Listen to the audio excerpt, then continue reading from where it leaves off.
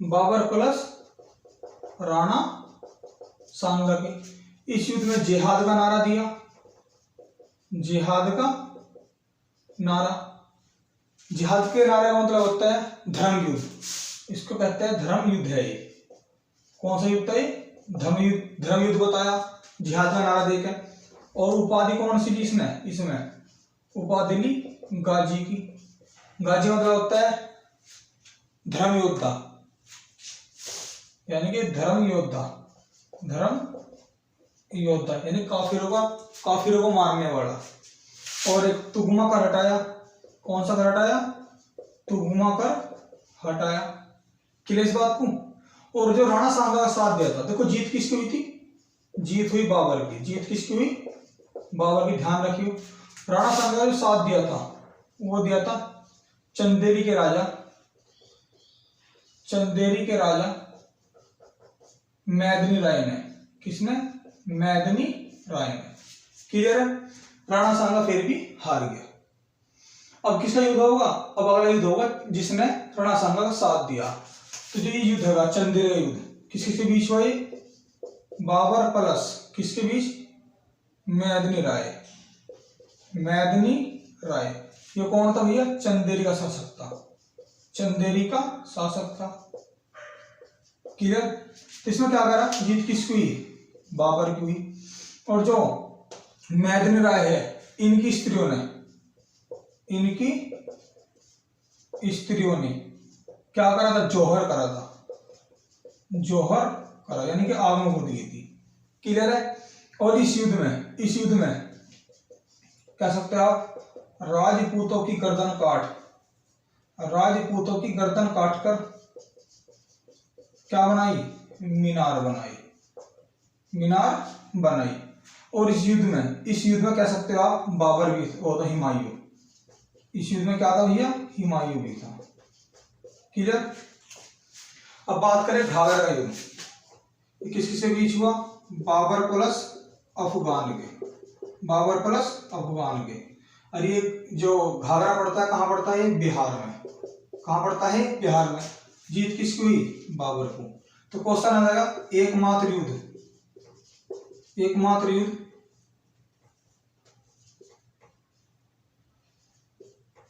जो जल व थल, जल प्लस थल दोनों पर लड़ा गया, जल व थल में लड़ा गया था।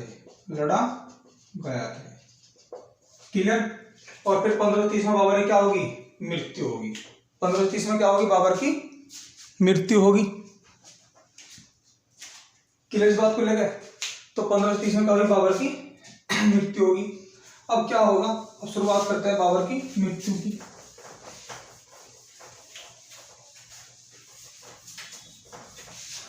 तो 1530 में क्या होगी? बाबर की मृत्यु। 1530 में क्या होगी?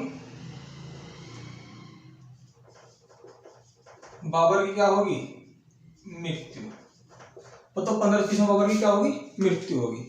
अब बाबर को कहां दफनाया गया?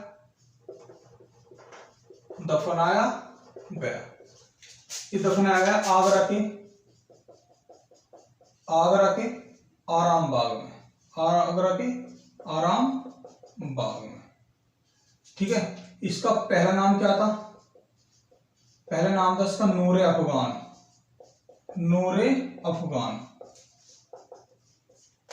तो आराम बाग का पहला नाम क्या था? पहले क्या बोलते थे इसको?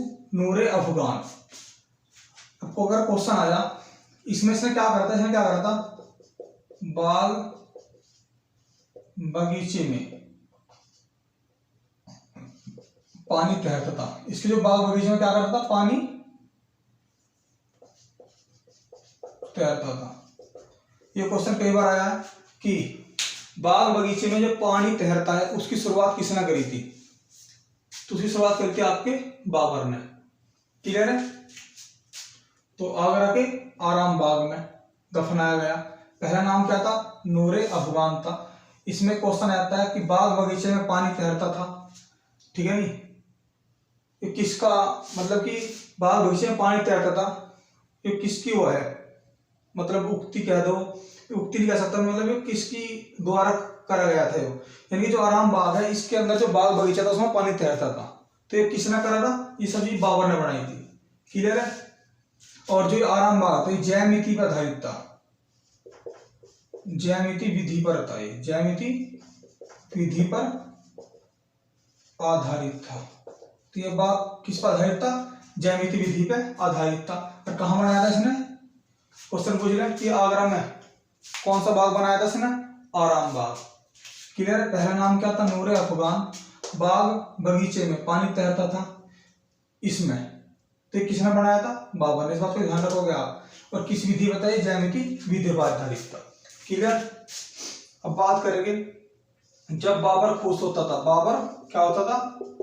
खुश होता था तो क्या बजाता था? वीणा। वीणा बजाता था। और जो गाना गाता था कौन सा? जो गाना गाता था मूवियान।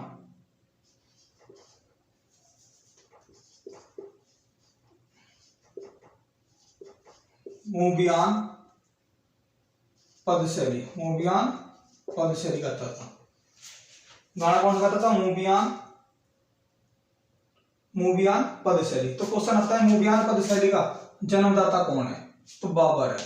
क्या बजाता था? वीणा। गाना कौन सा गाता था? मूवियान पदशैली। ये कह देगा कि मूवियान पदशैली का जनक कौन है? बाबर है। क्वेश्चन अगर आता कि भारत के फल फूल सब्जी ऋतुएं के बारे में अपनी डायरी में कौन लिखता था? बारे में अपनी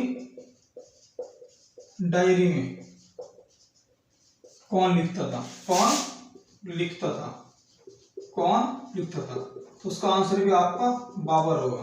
यानी कि बाबर भारत के फल फूल सब्जी ऋतु के बारे में अपनी दिन डायरी में लिखता था। क्लियर इस बात को लेकर। और गजे बाबर।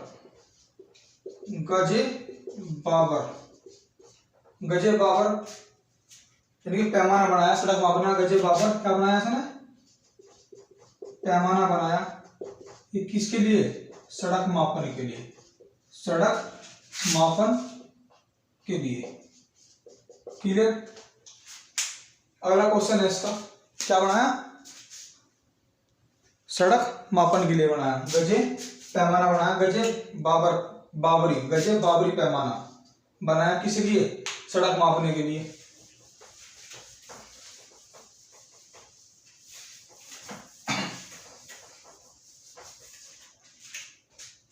अब बात करते हैं कि बाबर की आत्मकथा। बाबर की आत्मकथा का नाम क्या है? तुजुक बाबरी। तुजुक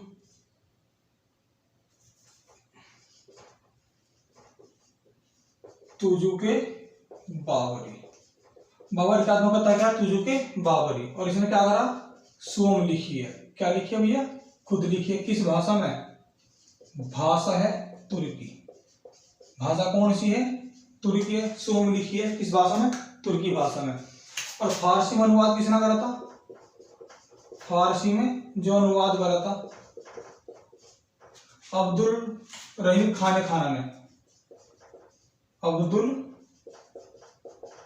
रहीम खाने खाना ने। ये खाने खाना उपाधि है। अब्दुल रहीम खाने खाना ने क्या करा? फारसी में अनुवाद करा था। और मैं बता दूं कि बाबर को बाद में काबुल में दफनाया। कहाँ दफनाया? काबुल में दफनाया। क्लियर। पहले कहाँ दफनाया था? आगरा के आराम बाग में। और बाद में कहाँ दफनाया? फिर बाबर को बाद में काबुल में दफनाया गया, मनमोहक बाग में। क्लियर इस बात को लेकर। तो इसको 2 बार दफनाया गया था। क्या बार दफनाया गया? इसको ध्यान रखिए होगी 2 बार दफनाया गया। बहुत इंपॉर्टेंट क्वेश्चन है कि बाबर कितनी बार दफनाया गया? 2 बार। या बाबर का मकबरा कहाँ है? काबुल में। कह सकते हो मकबरा कहाँ है? मकबरा कहाँ है? काबुल में। क्लियर। अब बात करें बाबर की लड़की की। बाबर की लड़की कौन थी? तो उसकी लड़की का नाम है गुलबदन बेगम।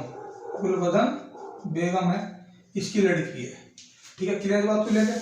और इसने जो आरोप लगाया था, इसने आरोप लगाया था कि मेरे पिता की मृत्यु अकस्मात नहीं हुई है, मेरे पिता की मृत्यु जहर के कारण हुई है। जहर देने के कारण हुई है, जहर देने के कारण हुई है। तो क्या क्वेश्चन आ जा कि किसकी लड़की ने कहा था कि मेरे पिता की मृत्यु जहर देने के कारण हुई है? तो गुलबदन बेगम ने कहा था, जो बाबर की लड़की थी। अब बात करें बाबर के पुत्र की। बाबर के पुत्र की, हुमायूं था बड़ा पुत्र, हुमायूं था, अस्करी था, जिंदाल था और कामरान था। इसकी मां का जो नाम था महाम सुल्ताना था और जिंदाल का नाम था, मां का नाम था दिलदार अगाची। दिलदार अगाची, दिलदार अगाची, दिलदार अगाची जिंदाल की मां का नाम था। और अस्करी और कामरान की जो मां का नाम था गुलरुख बेगम था। गुलरुख बेगम था। तो इसकी कितनी शादी हुई थी बाबर की? इसकी बाबर की हुई थी 3 शादी। कितनी शादी हुई थी बाबर की? 3 शादी हुई थी। क्लियर इस बात को लेकर। अगर आपसे कह भी दे कि जो इसकी आत्मकथा है, इसमें किस हिंदू शासक को सबसे शक्तिशाली बताया था, तो जो बाबर का आत्मकथा है, किस हिंदू को अपने समय का सबसे शक्तिशाली शासक बताया, तो विजयनगर को बताया था। यानी किस हिंदू को अपने समय का सबसे शक्तिशाली शासक बताया था, तो विजयनगर का था। क्लियर है बात को लेकर। और जो विजयनगर का शासक था उस समय था, विजयनगर का था शासक उस समय